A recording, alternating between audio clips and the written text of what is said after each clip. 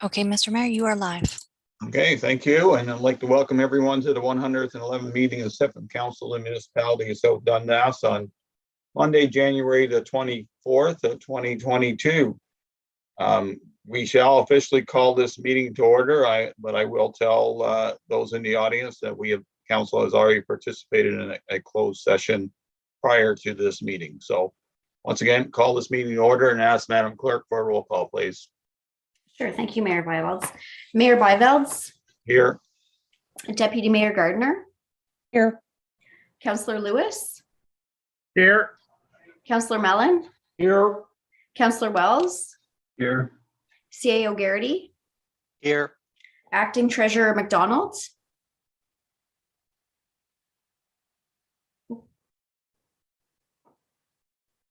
I'm here. Yeah. Okay. Deputy Treasurer Mason. Here. Director of Transportation Hyman. Here. Manager of Parks and Rec Marcellus. Here. Infrastructure Services Coordinator Moran. Here. Communications Coordinator Sawyer Helmer. Here. Thank you, Mayor. Okay. Confirmation of agenda or any additions, deletions, or amendments this evening from Madam Clerk first? No, there are not, Mayor. Anything from any member of council this evening? Okay. There's nothing further. Any disclosure or pecuniary interest in general nature thereof? Seeing none, we'll call for the adoption of the minutes from January 10th, 2022 regular meeting, please. Sure. Moved by Deputy Mayor Gardner, seconded by Councillor Wells, that the minutes of the 108th regular and in-camera meetings of council be adopted as circulated. Any discussion on the minutes? If not, all heard the motion. Those in favor? Opposed, if any, motion carries. Thank you. And no delegations, petitions this evening, so we'll move on to action requests. First one is ES 2022-01, Donald Haynes, Municipal Drain Engineer appointment. Madam Clerk.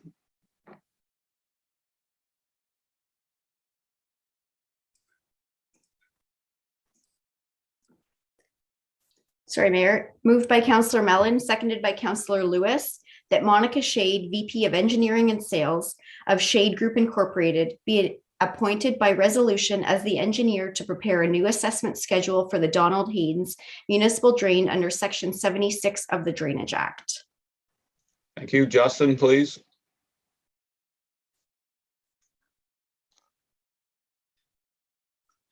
Good afternoon. Thank you, Mayor and Council. The report you have in front of you outlines the need for a new assessment schedule update to the Don Haynes as a whole. That includes all branches. Pretty standard practice. We'll have to appoint Monica under Section 76, which gives her the authority to prepare a new assessment schedule. We will not be diving into the drain itself, so we're not going to be looking at plans and profiles. It's just the assessment update. If you have any questions, I can try to answer them at this time. Okay, Deputy Mayor Gardner, any questions, comments, concerns? Thank you, Mayor Byvelds. No, actually, I have none at this time. Councilor Wells? No, Mayor, no questions. Councilor Lewis? No questions. I think after 46 years, it's time. Councilor Mellon? No, something needs to be done, just something that has to be done. Okay, my only comment to you, Justin, is that you came back with a reasonable plan instead of trying to re-engineer the drain like someone did in the past, and which was $150,000. So this makes sense. It has to be done. It's I know for a fact it'd be way out of date. So if there's nothing further, all heard the motion. Those in favor of the motion? Those against? Motion carries. Thank you. Next one is ES 2022-02, the Fling Municipal Drain Assessment Schedule. Madam Clerk. Moved by Deputy Mayor Gardner, seconded by Councillor Mellon, that Resolution 1822-1109 be amended to include appointing Monica Shade, VP of Engineering and Sales of Shade Group Incorporated, to prepare a new assessment schedule of the Fling Municipal Drain under Section 76 of the Drainage Act. Justin again, please. Thank you, Mayor. So again, this is extremely similar to what we just did with Don Haynes. Monica was originally appointed under Section 78 back in September of 2021. We did have a site review of it. We walked the entire drain and shot grades and elevations. And then we had a roadside meeting with anybody that was willing to attend that was within the existing watershed. From there was nothing major that was brought up. So a total redesign of the drain is not required. The reason for the original improvements was essentially the assessment schedule being missing about a sixth of the watershed in the assessment schedule. So under this, she can now just produce an assessment schedule rather than having to include improvements, which will save landowners some money. So if you have any questions, I can answer them at this time. Okay, comments, questions, concerns, Deputy Mayor? Nope, similar to the other one. I'm comfortable with this, and thanks, Justin. Council Wells, No questions, Mayor. Council Lewis, No questions. Council Mellon, Yeah, Justin, on this one, I agree the assessment schedule has to be updated, but from what I read in your report, there's no work to be scheduled or needed on this drain at this time. After you've done your review and whatnot, is that correct? No, sorry, through you, Mr. Mayor. There's definitely a need for some maintenance on it. There's trees growing out of the middle of the drain itself. Maybe I didn't word that properly, but there will be work to be done on it once the assessment schedule is through all of the required timelines. Okay, well, that's fine then. Yeah, if there, I would, and regardless, I guess, whether there was going to be work needed, I just wondered if when any work that would be done needed to be done, but it's better to have an updated assessment to proceed and move forward with this when major work or major clean out has to be done or whatever work has to be done. So I'm good. Yep. okay, oh my. There's nothing further. I'll hear the motion. Those in favor? Opposed, if any, motion carries. Thank you, Justin. Moving on to CS 2022-01, Mass Notification System Contract Award. Moved by Councillor Lewis, seconded by Councillor Wells, that council approve the awarding of a mass notification system service agreement to Voyant Alert Ice Soft Technologies and authorize the mayor and clerk to execute the contract. Kaylin? Thank you, Mayor and Council. So this, as per Council's direction, we are moving forward with a mass notification system. We had staff do evaluations of our top companies after the research that was done throughout the end of 2021. And so per that research and those evaluations, we're coming back to get council's direction and hopefully move forward with Voyant Alert based on the rankings that happened. If you have any questions, happy to answer them. Okay, Mayor Gardner? Thanks, Mayor Byveld. Super thrilled to see this on the agenda. Kaylin, everything looks good. Just when you're talking about the launch and the rollout, will you be coming back to council just kind of with the plan on how you're going to and what notifications will take priority, that type of thing, like a whole policy, if you will? Absolutely, we can definitely do that and bring a KR to council. I need to get a little bit in depth with the training so that I know what I'm looking at before I do that. But yeah, if we're looking at a March sort of launch, we can either do it during the early March meeting or the end of February. Perfect. Thank you. Thanks, Mayor. Council Wells? Thank you, Mayor. No, I read through the bylaw and everything. Kayla, I wanted two questions. After the 2-year period, or will we be going out for another like RFP, or because in the bylaw I didn't see anything about extensions or anything. So their 2 years is up and we just go through the whole thing again?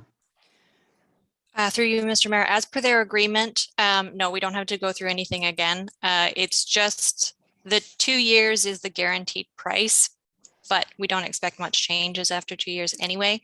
It renews automatically. They give us like a 60-day notice that it's going to renew, and as long as we don't cancel it, then we just keep going.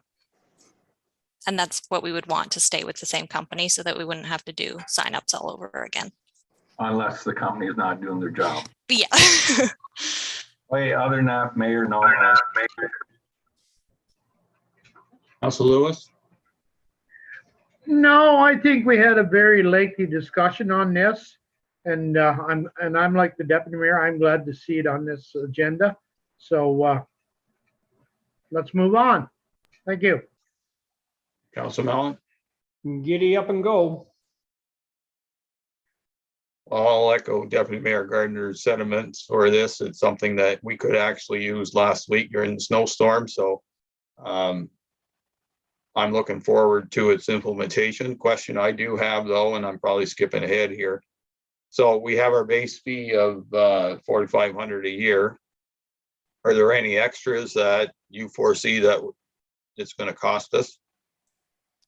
Through you, Mr. Mayor, no. That fee is a premium subscription, and we went with that option because it gives us everything under the sun that we should need. Unless our population rises by a lot, then it shouldn't change. Okay, well, I don't know if we even should hope for that. I don't mind population going up on a steady basis, but doubling overnight is nothing that anybody would like to see. Okay, there's nothing else from any member of council. Heard the motion. Those in favor? Opposed, if any? Motion carries. Thank you, Kaylin. Next one is CS 2022-02 food cycler launch. Moved by Councillor Wells, seconded by Councillor Mellon, that council approve option 1 for the launch and that council approve option A for the delivery of the food cycler program to the residents of South Dundas. Kaylin again. Thank you, Mayor and Council. Okay, so as you all know, we have a pilot project happening with the food cycler and food cycle science. So finally, we know that the units are going to be delivered shortly. We're expecting that delivery to happen this week.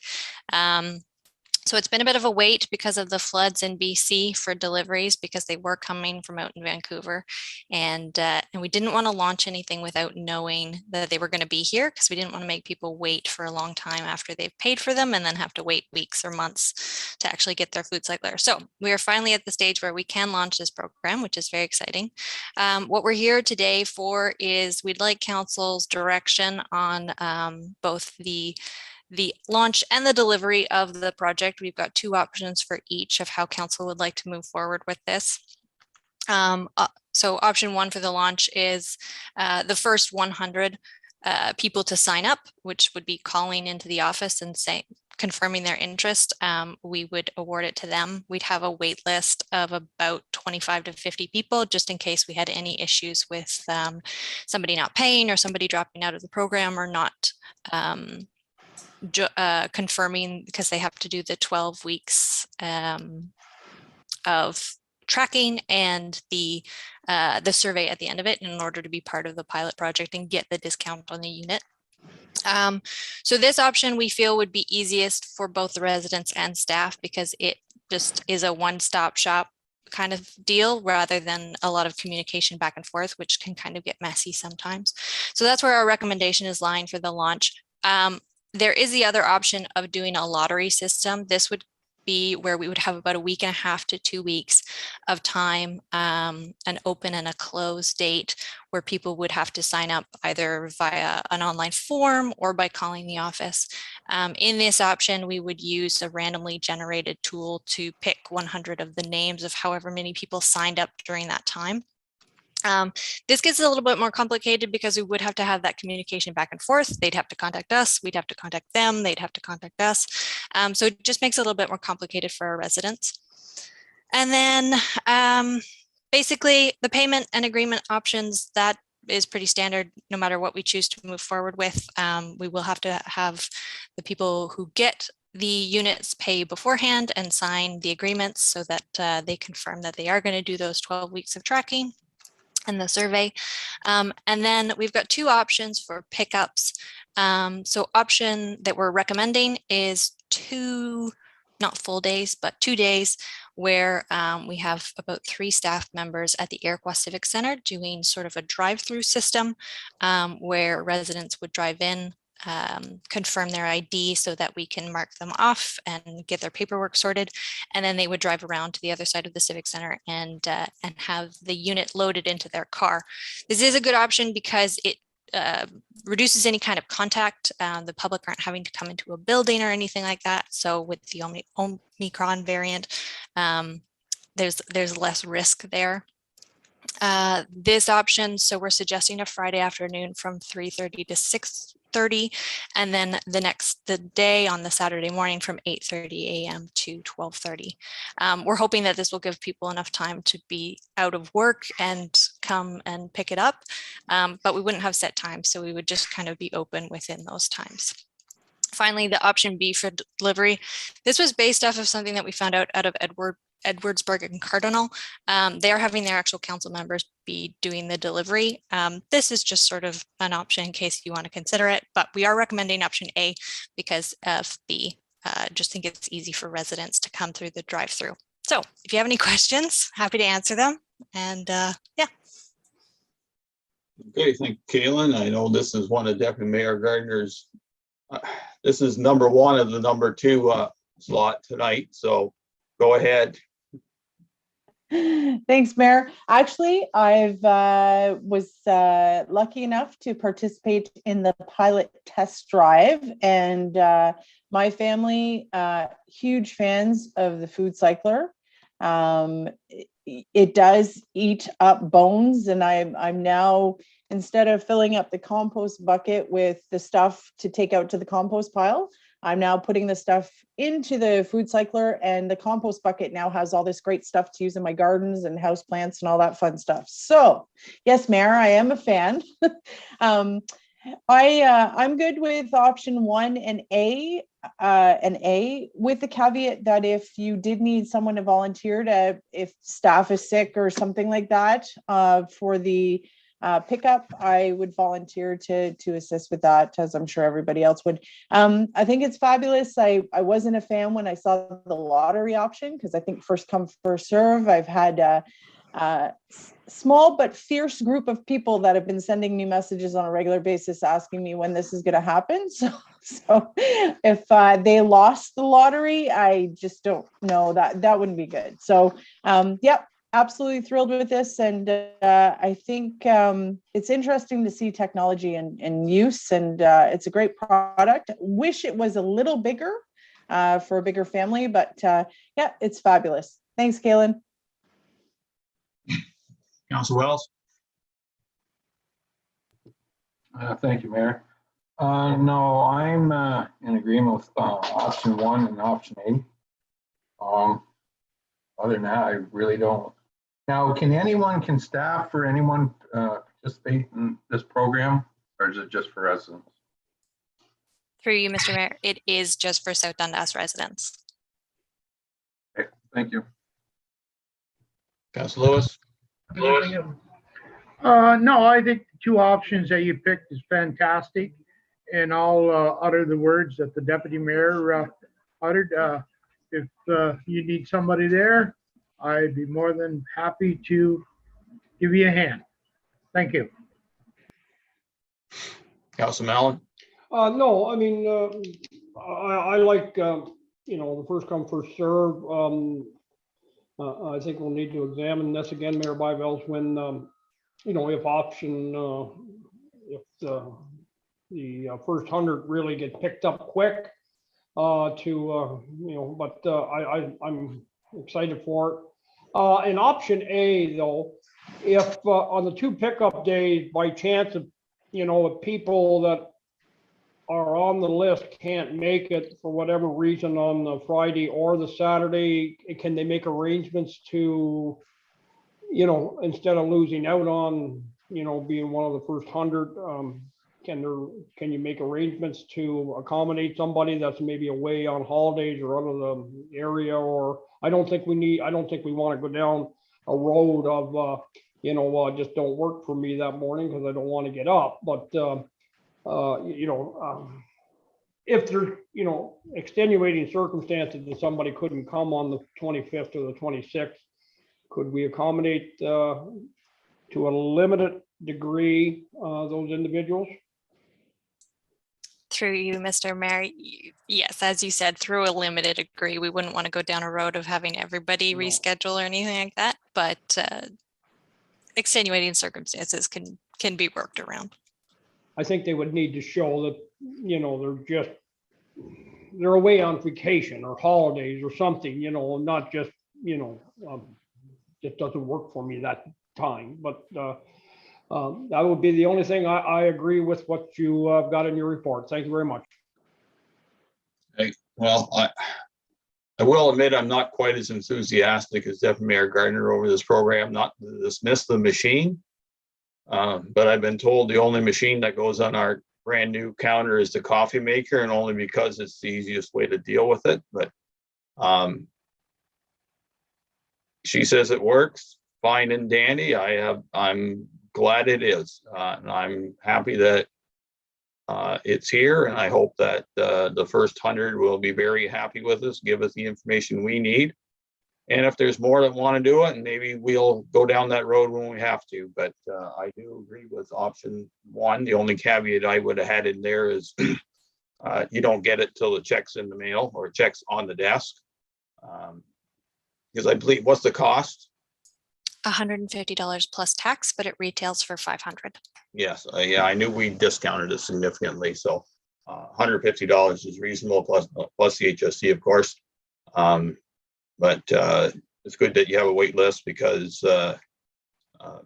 sometimes people are notorious for deadlines, and the old caveat, once you pay for it, you're certainly going to go pick it up, will work well for the option A down the road too. So any more questions? Seeing none, all heard the motion, those in favor? Opposed, if any, motion carries. Thank you, Kaylin. Into bylaws. First bylaw is 2022-07. Staff one, please.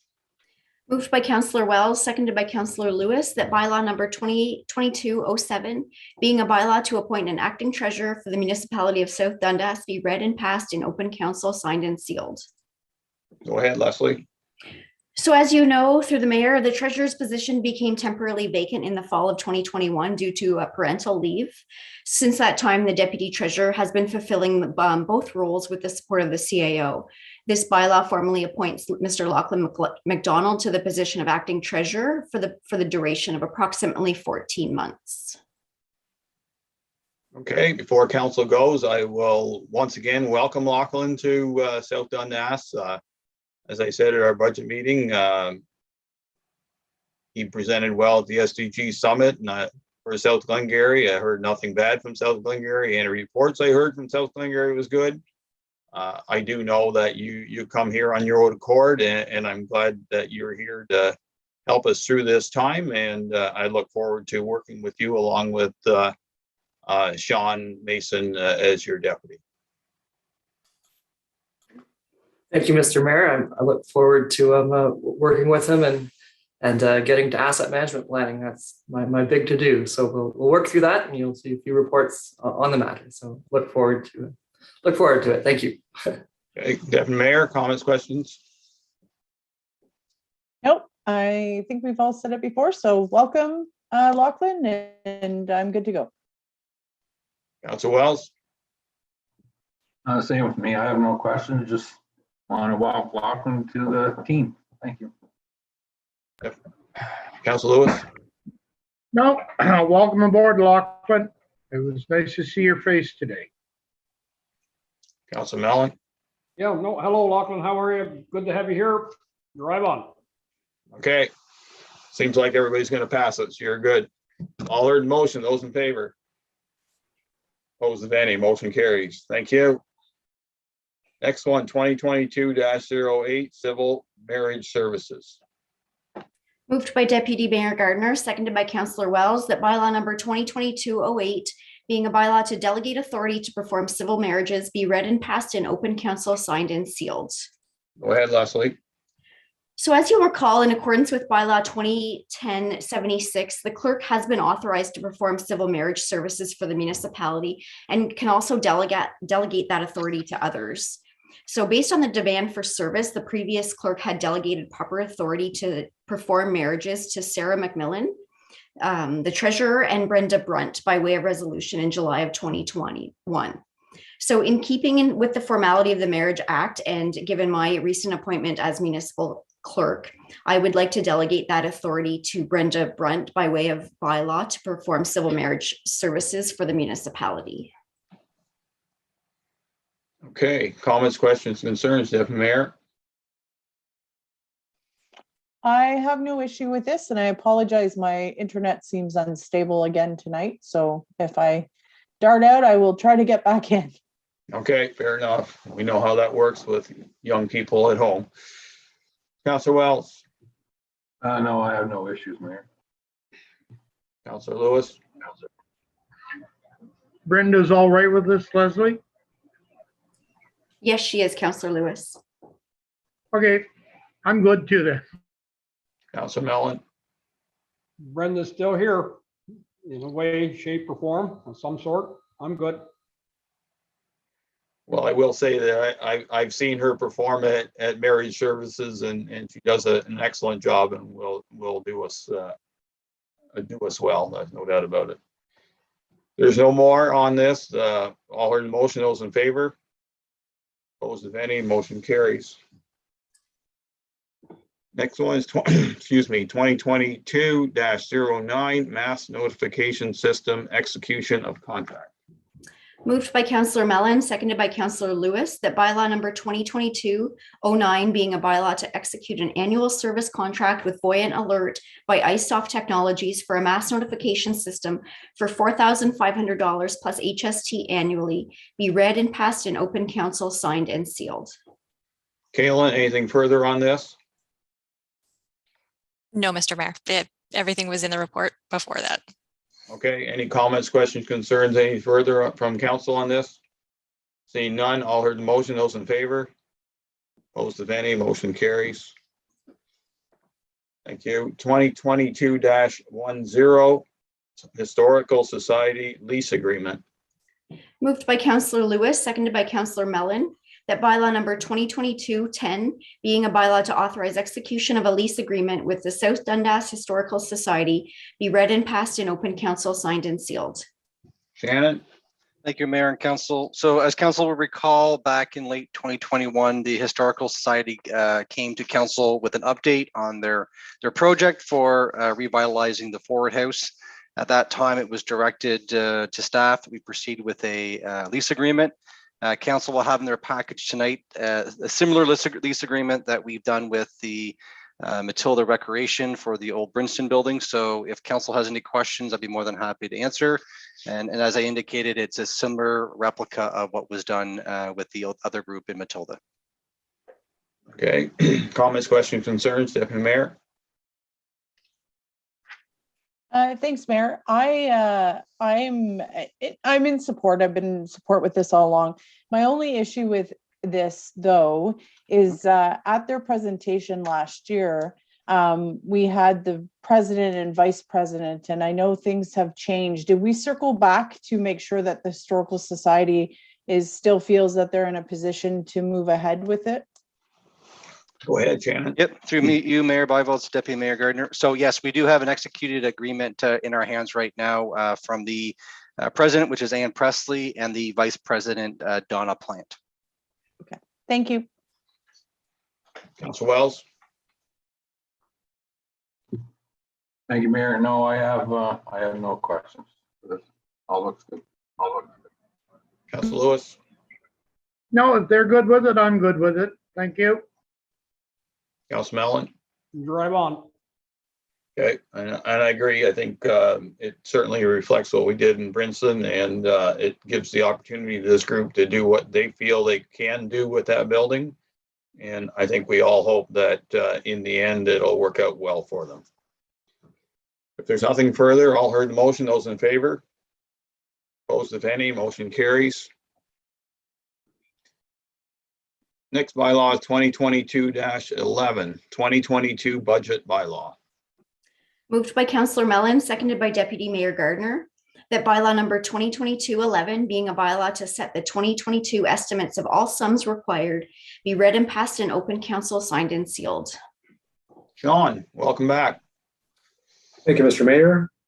Council and staff reviewed the water and wastewater budgets on December 15th and the general municipal budget on January 18th and 20th. The figures presented in schedules A and B of the budget bylaw reflect those discussions. The residential water flat rates were increased by 5.08% to $540 per annum as of January 1st, and the lower tier residential tax rate will increase by 2.82% over 2021. I can answer any questions you may have. Thank you, Sean. I will make this comment that I will once again thank council and staff for working last week to one normal day and one very long day to get through the budget. I think we did the best we can and certainly balanced out the needs of the municipality along with the residents of South Dundas. And as I said during the discussions, we should be able to defend pretty well every line in that budget. And I think for the most part, I think we're there. So with that, Mayor Gardner. Thanks, Mayor. And I agree with what you said. It was 2 very long days. I think we respectfully worked very hard to get to this point. And while it's always tricky when there's a bit of an increase, and in this case, given what we're facing, it is a little increase. I think that you are right. I'm comfortable with it, and I think that it is respectful of our residents. Thank you. Councilor Wells. I think we did a excellent job on this budget as we toned it down as much as we can. We have a lot more challenge ahead of us. Not this council, but the following council. But I think the residents can appreciate this budget, and we can move on and go ahead with things. Thank you. Councilor Lewis. Well, I believe that council and staff worked very hard to get where we ended up. I know for sure that I put out there where I would like to see in the budget, and we weren't that far off. And I think the residents should be very happy with where we ended up. It could have been a lot worse. So I'm very happy with the way it ended. And myself personally, I thank staff and I think council did an excellent job. Thank you. Councilor Mellon. No, Mayor Byvelds, I'll just echo what has already been said.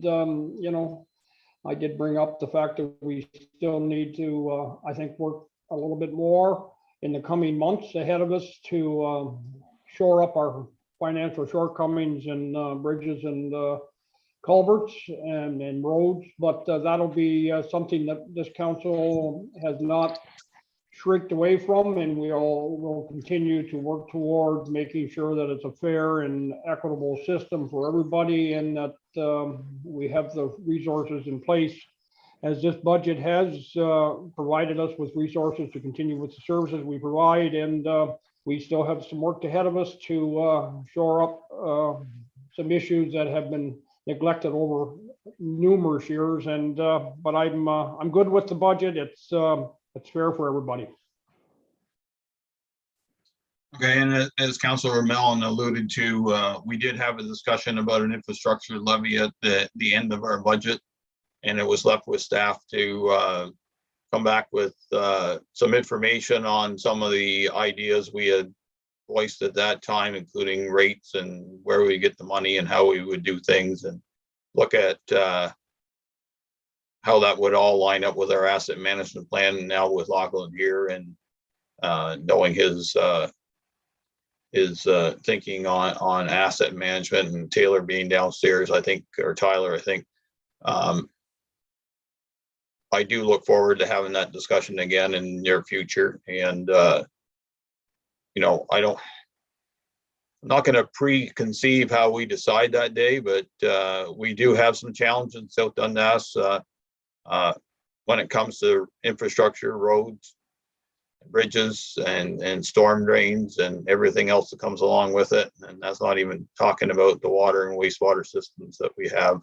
So I don't think there's any, you know, I don't think there's any disrespect to anybody that this council is trying to look ahead. We've always done that in the past, and as much as we don't have a long term sitting here as the 7th council, and we may be the 8th council, we may not, but till then, we will make sure that we do South Dundas right and treat everyone and treat what we need to get done in a fair and equitable way. If there's nothing else, we've all heard the motion. Those in favor? Opposed, if any, motion carries. Consent agenda, please. Moved by Councillor Wells, seconded by Councillor Mellon, that all items listed under general consent section of the agenda be adopted as presented. Okay, so tonight on general consent, we have a drainage update from from Justin. We also have a justice building update from our manager of facilities. We have the results from our topographical County Road 2 work on our water line from our manager of water wastewater services.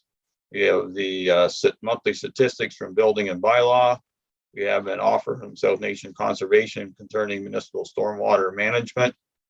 We also have a request to amend the smoke-free act from Jim McDonnell and referring to how it can be updated, and perhaps we can add that up some other day, but we missed it. A letter from the Ministry of Natural Development, Mines, Natural Resources, and Forestry on the proposed changes under the Aggregate Resources Act, and a resolution from the town of Aurora. All heard the motion. Those in favor? Opposed, if any, motion carries. We'll move on to boards, committees, and discussion items. County Council actually met this morning. It was a little late because of the Roma conference going on and the warden having to be involved. So I will give you the highlights of what passed. I know I did send council a copy of the meeting agenda. I'll write this little note here. Okay, so the budget was passed this morning in the county budget was at 1.83% of rate increase. So if your assessment didn't go up, then it's basically 1.83, and that's what most people would pay. The average assessed house in SDG has actually gone up because of the new building, especially in South Stormont and South Glengarry. So on the average house, it was over 2, but I think most residents in South Dundas will be at 1.83 on the average. County Road 7, as council may or may not have been aware, the counties in their roads program this year are doing 7 from Elma to Dunbar, and then from County Road 8 to Church Road to 43. I moved a motion this morning and seconded by Deputy Mayor Gardner to put that road further up into the discussions for doing the section from Dunbar to County Road 8. I did start the proposal by putting in a hot mix contract, but after some discussion and with the Director of Transportation being there, it seemed like not the best idea, so I still took it out, but I still put it into a motion where it would be one of the priority roads. We spend the extra dollars we have from the Ontario Community Infrastructure Fund and any surplus roads dollars that were supposedly spent on now needs roads. So it will come back to County Council, so it's not off the agenda, and I'm personally pleased that we moved it up. It's hasn't made it the home base yet, but I'm certainly got her at least down to the second and halfway to third. Councillor Armstrong asked for an in-depth study to be done on the intersection of County Road 7 and County Road 43. He listed off a numerous amount of collisions and some with serious injuries and deaths on that intersection. He concurs with a lot of county staff and even counselors that the reason for those collisions is not well known, considering the sight lines are there and it shouldn't be that hard an intersection, but historically it's been bad. So direct transportation will be looking at finding someone to do a study with that in mind. So we'll see what comes back out of that. Rural Education Symposium will be February 3rd, and Deputy Mayor Gardner is, I think, counting the sleeps toward it, and hopefully it turns out to be a good day. And if any one of you are interested in it, please sign up online or view it on the YouTube channel from the counties. We passed a AMO resolution concerning joint and several liability, which we have on our agenda tonight. We also passed a resolution concerning GFL. GFL is the large landfill site near Moose Creek on 138 and 417. They plan on doing a renewable natural gas project at that site. Willing to spend a pile of money to do what they need to do, but they need a link to hook into, and they're asking the provincial government for support. So we supported a resolution to support their ask. And I also put a notice of motion on the table this morning concerning initiative by William McPherson of the Upper Canada District School Board. He's a bus driver himself, and he wants to see cameras installed in school buses that are activated by the stop arm. So when it swings out, the camera is on and it can take pictures of anybody who goes past the bus from the front end. The regulation in Ontario is there, but it needs to be enacted by all municipalities, usually the upper tier, which is SDG. So staff, I will be bringing that motion to County Council in February, and then if it passes, then staff will bring a report to Council, and then we'll see where it goes from there. So the ball has started, and I feel that that's an important thing that counties can do to make school bus safety a bigger priority than it is today. And with that, that's, I believe, everything on the County Council agenda that I can report. Deputy Mayor, go ahead. Thanks, Mayor. I just wanted to add, if council knows anybody that 5 years ago, 6 years ago, was filled the Seaway Gymnasium when we were talking about the ARC process and closure of our schools. Can you please let them know about the Rural School Symposium? It is it's provincially wide. We have presenters from 2 other areas, not just Eastern Ontario. Myself and Councillor Jaworski from South Glengarry will be doing the presentation for SDNG. And actually, we are featuring each one of the counties in a case study to just kind of prove the point of what our areas have been looking at. But I would just, I'd really encourage, because this is one of the things that 6 years ago, people were demanding. I think we're going to have a really good turnout, but if we do have a really good turnout, space is going to be limited and they will not be able to interact. They will have to they can watch it on YouTube, but if they'd really like to have the opportunity to interact and ask questions, it's important to get registered as soon as possible if you want to participate. So something that I think SDNG hopefully will be proud of, but it has been picked up provincially. There will be provincial representation there paying attention. So I think it's important that our residents know that if this was something that was important to them, that and they want to add to the conversation, that they register. Thanks, Mayor. Okay. Any other comments, questions, concerns from any member of council?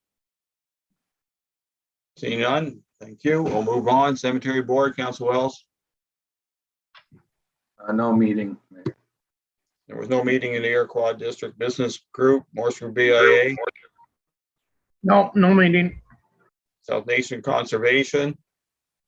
No, Mayor, but well, they had a meeting, Mayor Byvel's last Thursday, but I was in South Dundas, if you will, doing our budget, so I wasn't there, so I can't give you an update. I did send out to council and to our CAO programs and service inventory that was up, it was in the agenda, and there was another budget PowerPoint presentation I tried to get sent out today, but my computer skills limited me to being able to get it out. I believe Shannon will reach out and try and get that because it's beyond my technical ability, but the budget would have been passed on Thursday.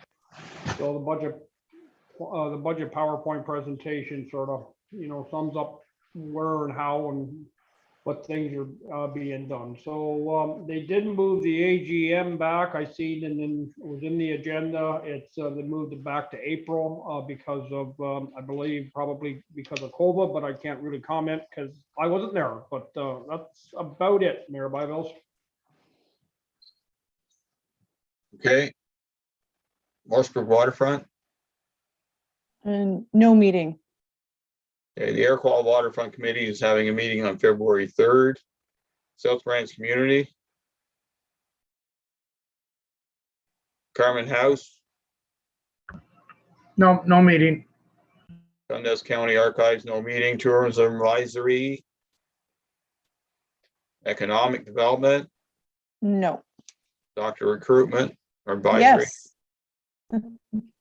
Yes, I can report on that today. So we did have a meeting with the Minister of Health, Minister Elliott, about some of the roadblocks that the doctor recruitment committee has faced, and the fact that we found out that if we wanted to do a pilot project to have nurse practitioners involved, the province basically said no, that they don't do that. So our request was pretty blunt, and it was to have discussions about what type of pilot projects South Dundas and South Stormont can participate in.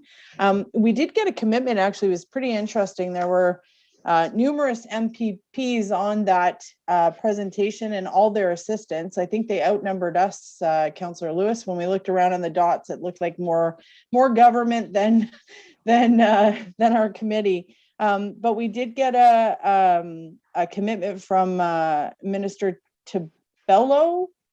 Shannon, is that correct? Tabello, I think. That's correct. Associate Minister. Yep. Associate Minister. Correct. So we will be making contact to see if we can get involved in their mobile unit, although we did highlight the fact that we actually didn't need anything that was mobile, that we had some space. So hopefully, fingers crossed, that this will lead to direct conversation with the government about getting us involved in some sort of pilot. I don't know if Councillor Lewis has anything to add to that, or CAO Shannon Verdi. Lewis, anything further? No, I just want to mention that, yes, we might have been small, but we're mighty. And I think Deputy Mayor Gardner did an outstanding job with her presentation today. She talked real well for South Dundas and South Stormont. Thank you.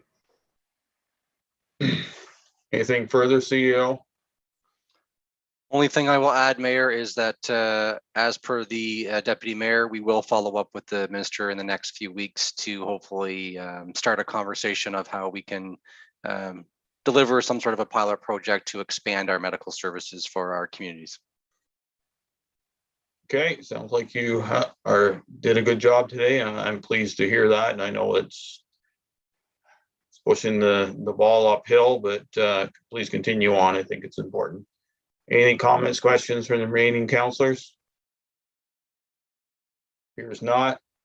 So with that, we'll move on to the key information report on the Taylor Road Bridge update. As council was aware, a couple of weeks ago, we had Harold Clegwig in discussing some of the strategies and specifications from Taylor Road Bridge. He did provide our Director of Transportation with an update, and I'm going to allow him to expand, give Harold's explanations, and we can have a discussion, make a decision on some of them. So go ahead, Jeff. Thank you, Mayor and Council. So in front of you tonight is just a follow-up from questions which arose on January 10th when Harold did his presentation.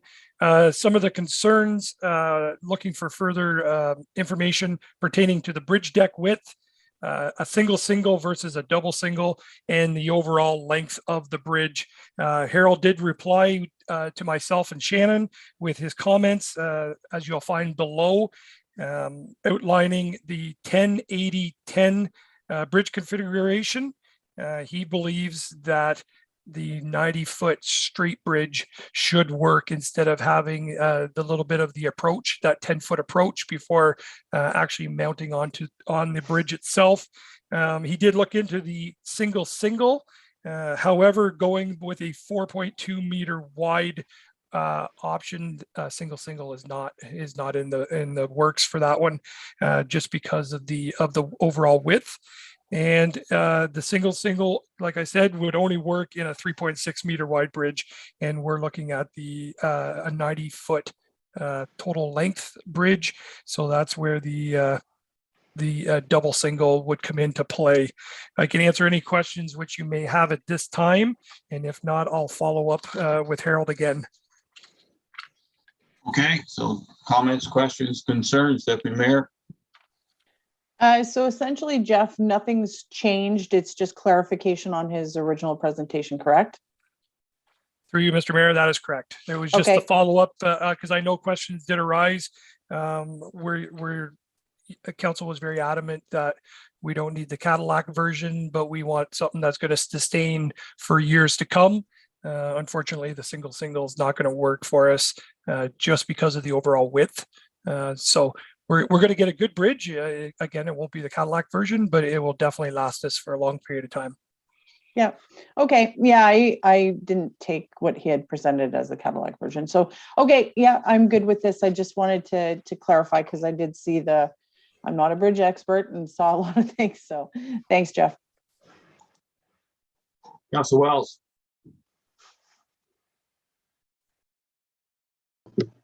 Thank you, Mayor. No, I'm good with this. It would have been nice to see, which he will bring back, the foundation investigation. And the spread footing, it's going to save us 100,000.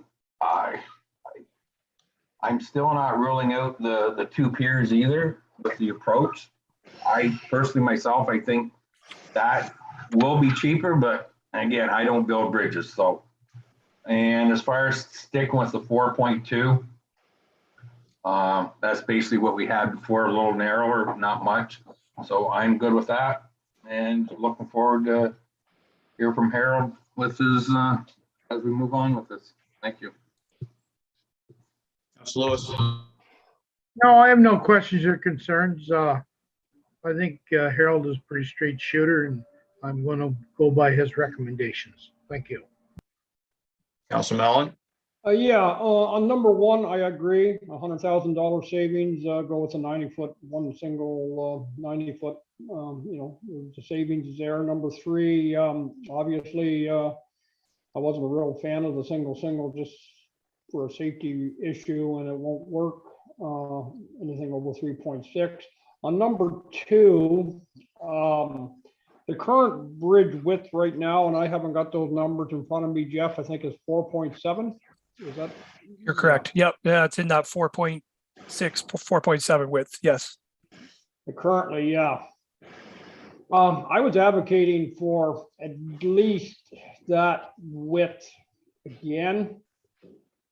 I know we had went up to the 5.4. I mean, the 4.2 will work for just about everything. Any large farm equipment obviously is that's over 4.2 won't be able to, the bridge won't be able to accommodate it. But I think the benefits, because of in Harold's report, the impact on the property on the south side will generate savings, our road allowance is awful narrow there, and, we're gonna be on top of people's lawns and ditches and stuff, so as much as I would have liked to seen the bridge a little bit wider, at least to the 4.7, I think all in all, I can live with the 4.2. Just out of curiosity, do you know what the width of the branch, the bridge we did on the South Branch Road a few years ago? Is it 4.2? No, it's narrower. It's narrower than, I thought it was narrow because of the guardrails that were put in there. Okay, I think this is a good compromise. I don't know if you'd even call it a compromise. This will work. I think this is a good bridge that will work. And there's some savings in here that we were able to find. And I only have one other question, Mayor Byvells, or one other comment. Maybe I'm getting ahead of myself, but this would be a wonderful time of the year to tender out or look at trying to find somebody to remove that old bridge. Regardless of what we do, the old bridge has got to come out. So I'm wondering where we're going to be able to stand as far as the bridge removal. Yes, Jeff. Go ahead, Jeff. Through you, Mr. Mayor, I have spoken with Harold about that concern. Shannon and I had that conversation, as you just mentioned. Is it more beneficial to remove it now or leave it? And Harold feels that it's more beneficial to leave it there as it sits and add it into the scope of the work, so that it's just one contractor coming in, doing the work, and then digging out the abutments at the same time. I think that's definitely doable, obviously, but we can't work in the river till, what is it? Somebody refresh my memory. Is it the July. 15th of July or 1st of July? Somewhere out there. We have a short window right now because I think it's sometime in March, the end of March or maybe the middle of March. I'm not sure what the window is where till the July that you can't work in river, and if we got to remove foundations, that's why I'm bringing this up now. If this is something that could be done now, but if we are going to put it in the whole scope of the thing, the two other bridges that we removed, I believe, was around I think around 5,000 each to remove, or was it 5,000 total? So through you, Mr. Mayor, it was around the 5,000 each. It was under the 10,000 mark. Yes. Yeah. So, maybe I'm getting ahead of myself, and I don't want to have delays coming into play because the old bridge is there and we can't get in and take it out till midsummer, if you will, because of restrictions on working in the watershed. But that would be the only other thing. The Herald report we have in the agenda is good. Is there much, I'm just wondering, I'm just questioning whether or not the savings by putting it all together, removal of the old bridge, putting it all in that one tender package is going to be worthwhile for us to hold back, or we just go out and do it now and try and find a contractor to tear it out. But that would be my only point that I would want to make here, Mayor Byvells. Okay, Councilor Wells had his hand up, so we'll let him talk first. Jeff, go ahead, Councilor Wells. Thank you, Mayor. Just alluding to what Councilor Mellon said, I would agree it's better if we source that out ourselves, because what happens there, it's fine you put it all in one tender package, but don't forget a contractor, that's how contractors make their money. So they're going to hire someone to demo anyways, and plus probably put a 20% markup on that. So I'm still, I'm not going to go in detail with this, but I would be leaning towards just putting an RFP out there and get rid of the bridge, because we got to get rid of it one way or the other. So I think it would make more sense that we do that on our own. And pretty sure you'll see savings. I just want to bring that to everyone's attention. Thank you, Mayor. Okay, so before, I do agree with Councilor Mel and Councilor Wells, and perhaps Jeff, you can talk to Harold. And we used Fast Eddie the last time, if I remember right. You know, I'm not a professional, he is, but you know, I think there's some common sense here treading out that we would remove the steel structures, and if we could, and now is the time, because if once we get into fishery windows and we're stuck not doing it, and it's a little bit of pre-work that I think makes a little bit of sense. I know that the abutments probably can't come out, but anyway, as much as can come out, should come out, and then you basically got a bare slate, say we want a bridge, figure it out. But you know, I don't want to take out anything Harold thinks is important to the possibility of not necessarily reusing it, but using that structure to anchor any kind of future work. So comments, Jeff? No. So through you, Mr. Mayor, I will follow up with Harold over the council's concerns, and I'll bring a KIR back to council at the next council meeting with his response, and we'll see what we come up with. And if he is okay that it won't jeopardize the overall planning of the bridge, the new bridge or whatever, then maybe that is something that we can look into, just removing the deck itself. But I'll get back to you. Okay, so I'll echo council's concern. I think Harold's come back with a little cheaper version of the Chevrolet he had to start with. Yeah, there's a concern that we've narrowed it up a bit, but I think it was in that middle width that would dare some people to try to cross it that shouldn't cross it, but this one pretty well takes that idea of their mind if they got anything that's going to come close, and certainly won't be able to handle a full-size combine anymore, but really couldn't to start with. So it'll accommodate the traffic that uses that bridge 90% of the time, and for the investment we're going to have to make, I think that's the right investment, and I see this as a very good option going forward, no doubt about it. So anything further from any member of council on this? Anything further from you, Jeff? No, I just wanted, if you're talking about mathematics here, 4.2 meters is 13.86 feet. So that's still a good travel portion for a bridge deck. Yeah. Okay. You got Councillor Mellon pondering, but I think he'll ponder some more all night now. So we'll move on. Thank you, Jeff.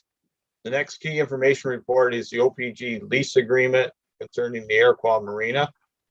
And we did have a good discussion at council, or basically started a good discussion at council during the budget and the marina. I'm going to suggest to council that we don't, I'm going to allow our CEO to talk about the lease itself and some of those points.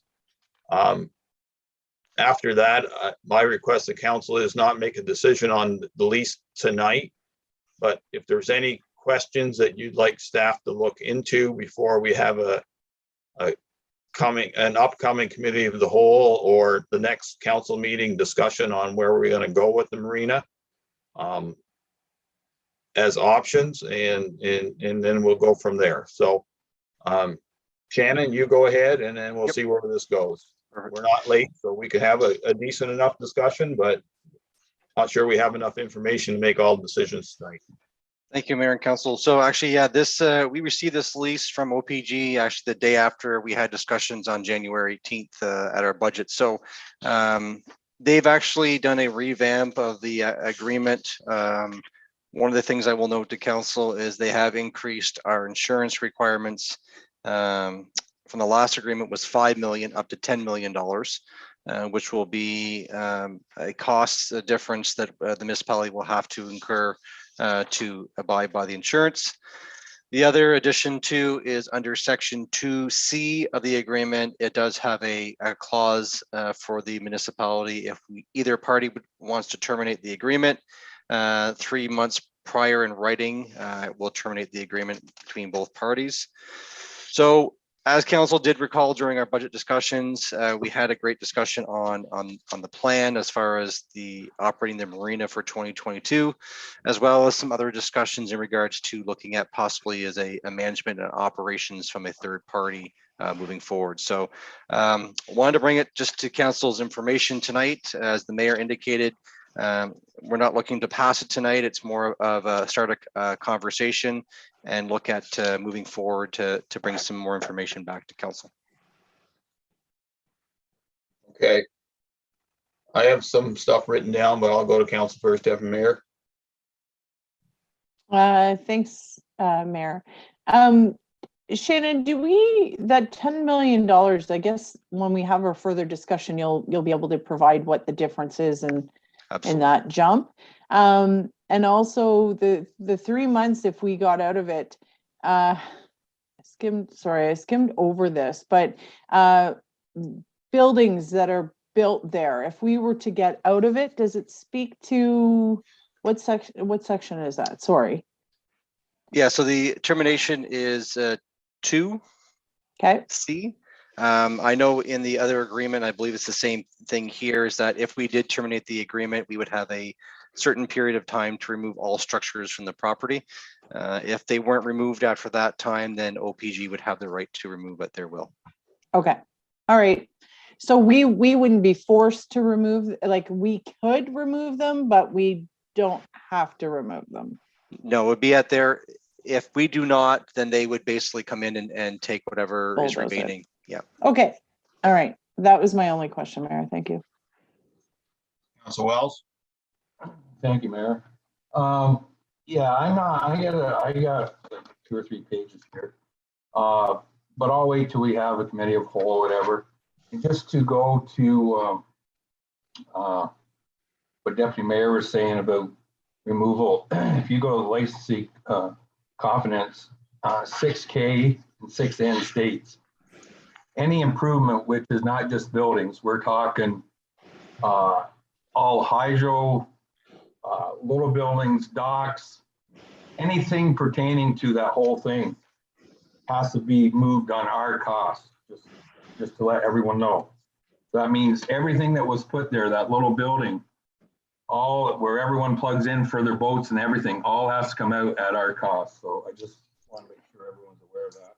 It states it right in there. Other than that, Mayor, it's the rest of my stuff is just when we actually decide and everything. I got a bunch of stuff I would like to recommend. Thank you. Council Lewis. The Deputy Mayor asked a question that I was going to ask. I just wanted to know what the difference in the cost was between the 5 mil and 10 mil. Did they say why they wanted the 10 million? Go ahead, Shannon. Yeah, through you, Mayor, to Councillor Lewis. No, this is the first time I said that we've seen this revamp agreement.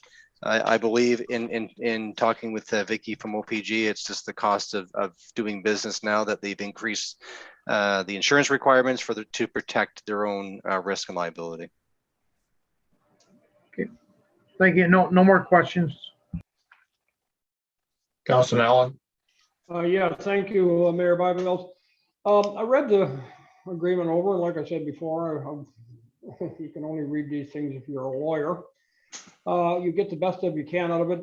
In there it's mentioned of, I guess, subleasing, I guess, if you will, and that's to accommodate the boathouses that are there now. Would that be a fair assessment, Shannon? Through you, Mayor, to Councillor Mellon, that's how I understand it, but I am also looking at getting more clarification from Vicky on if council decides to go down the management and operations of a third party, whether that would qualify under this type of agreement or if it would be a separate agreement with the party. Yeah, that would be my, I guess, if you will, leading into my second question is there's no mention in here of if we can lease it out to a third party. But we would still be, I guess, the principal owner, or not owner, whatever you want to call it, And then we would have to have, that would, I think, needs to be something we need to be looked at for the committee of the whole, if that's a possibility at all. Also in here, I know over the years, there was always sort of conditions in there that there couldn't be any campfires, no alcohol involved in that, and there's nothing in here. And I was under the impression that under the lease agreement, at least I didn't read it in there. There was no mention of that. Is that under a separate heading, or is that a separate requirement on OPG land? Like, you know, because that was a stickler a few years ago. Through you, Mayor Byveld, to Councillor Bellin. I did not see it in the agreement as well too, and I'll use that as a follow-up with Vicky as well to get clarification. Yeah, I think a couple of things on that, and Councillor Wells brings up a good point. Anything that's there now has to be removed if we're not in that. But I think we need to explore this and have a few more conversations with Vicky from OPG or whoever our contact is there to clarify on a couple of points before we go much farther, whether, you know, on this. But that's all, Mayor Byveld. Okay. I did write down the insurance costs. I did bring that to the attention of Shannon, going from 5 to 10 and only costing us $1,100 budget money. I question that right away, because if someone giving me $10 million of insurance for $1,100, that's fairly economical. We were supposed to get a new lease agreement with boathouses. I think that needs to be brought to the committee of the whole. That I know that our former, not Clerk Brunt, but Clerk Robert was going to deal with that and the insurance on the boathouses and how that whole lease was construed, and that never really got finished off, I believe, to our satisfactions, correct? You correct, Mayor, and something that Leslie and myself will be working on and bringing it back at the committee of the whole. Okay, and the reason why they were being looked at is that it didn't properly ask for the boathouse owners to give proof of insurance, to proof of liability insurance to South Dundas. The agreement did say you were supposed to be insured, but there was no guarantee of it. And as we know, in the insurance business, we need to have that proof and make sure that we're named.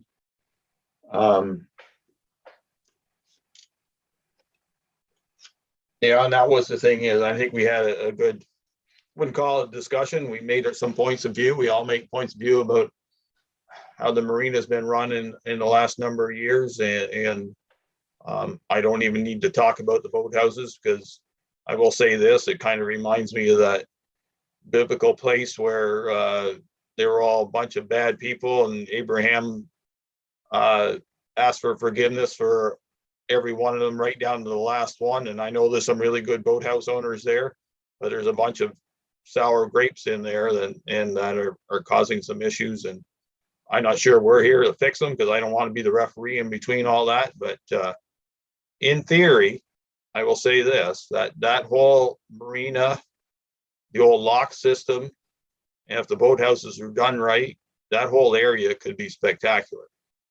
It's unfortunate that things have really haven't done well. They've improved slightly, but they're still not where they need to be for my comfort level for South Dundas. Like, anybody in South Dundas should be able to walk down there and not get stared at, be welcome, everything else. I don't feel that. And till I see improvements there, or come up with improvements there, that I think we at least have to have that discussion. If the majority of council goes one or the other, that's fair enough, I think. But ignoring reality, sweeping under the rug, I don't think that's fair. Councillor Wells, you had your hand up. I'm just going back to about the 10 million liability. If Shannon, you can clarify this for me. When we had the delegation, I forget the lady's name that came and did the thing, I already thought the municipality had a $25 million liability in there, unless we have unless it's all broke down for separate buildings or separate whatever, but I tried to go back to my notes, but I thought we already had a $25 million liability in a municipality. Go ahead. Yep, through you, Mayor Byvelds, to Councillor Wells. We do have a blanket liability for commercial. I believe it's subdivided depending on what asset it is, but we'll get clarification on that. I've already reached out to our insurance provider to get clarification. So we'll bring that back as part of the committee of the whole. Thank you. You are right, Councillor Wells. I think we do have a 25 million, but it's aggregate. So if you blow 10 million on the marina, you don't have much left for everything else. And we are a very exposed person as South Dundas when it comes to liability. It's for all the things we do, our exposure level is pretty high. And that one certainly brings a little bit up because of its inherent dangers that can be there.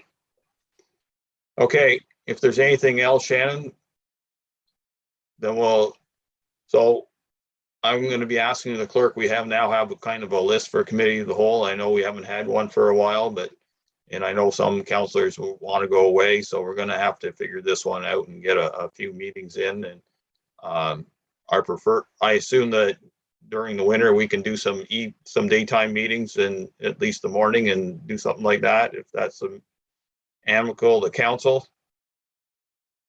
Shannon, you had your hand up.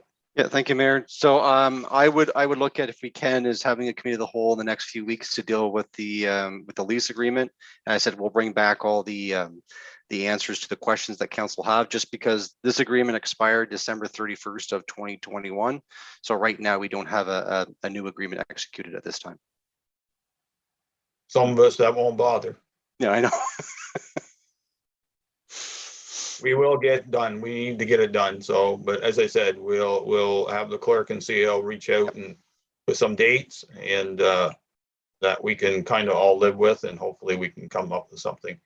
And from what I see of the new regulations, we should be able to go in chambers come the 1st of February. So to a limited extent, we go up to 10. So if council is comfortable with that. If they're not, then we can certainly do it online, but I know the majority of council at one time would rather be in chambers. So we can have a more, I wouldn't say fruitful discussion. We did fairly well in budget, but it's not quite as easy, especially having to be the chair and making sure that everybody gets a fair hearing as we go along.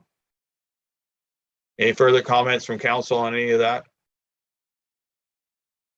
Okay, thank you. Next one is the Association of Municipalities of Ontario Joint and Several Liability. Thank you again, Mayor and Council. So we received a request from AMO. AMO is trying to still make a push to the province in regards to a review of the joint and several liability. It's something that the province did discuss back prior to the election, that they were going to take care of and help municipalities reduce the burden. Right now, under the joint and several liability, especially municipalities who are 1% liable, could be the municipality paying the most out of a claim. It's led to increase in our insurance premiums, and as indicated, they're looking for us to pass a resolution to support the province to review it and hopefully allow municipalities to be in the same boat as other claims made, so that we're not stuck with footing the bill. So if council has any questions, I'd be more than happy to try and answer them. Okay. Do you, let me go down to that. So we do have the resolution in our package, if I remember right. Correct. Just getting past the OPG stuff. Okay, Madam Clerk, are you going to read that whole resolution, or do you have a smaller one to encapsulate it all? I don't have a smaller one, so if you'll bear with me, I'm happy to read it. Okay, I guess that's the way it has to go. So you read the resolution and we can debate it. I think that's a fair way of doing it. Sure. Please. So moved by Deputy Mayor Gardner, seconded by Councillor Wells. Oh, so Whereas municipal governments provide essential services to the residents and businesses in their communities. And whereas the ability to provide those services is negatively impacted by exponentially rising insurance costs. And whereas one driver of rising insurance cost is the legal principle of joint and several liability, which assigns disproportionate liability to municipalities for an incident relative to their responsibility for it. And whereas the government of Ontario has the authority and responsibility for the legal framework of joint and several liability. And whereas the Premier of Ontario committed to review the issue in 2018 with a view to helping municipal governments manage their risk and costs. And whereas the Association of Municipalities of Ontario, on behalf of the municipal governments, has provided recommendations in this source document to align municipal liability with the proportionate responsibility for incidents and capping awards.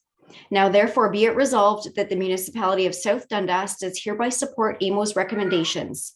And further be it resolved that the municipality of South Dundas does hereby call the Attorney General of Ontario to work with municipal governments to put forward a plan of action to address joint and several liability before the end of the government's current term, so that municipalities can continue to offer high quality services to their communities.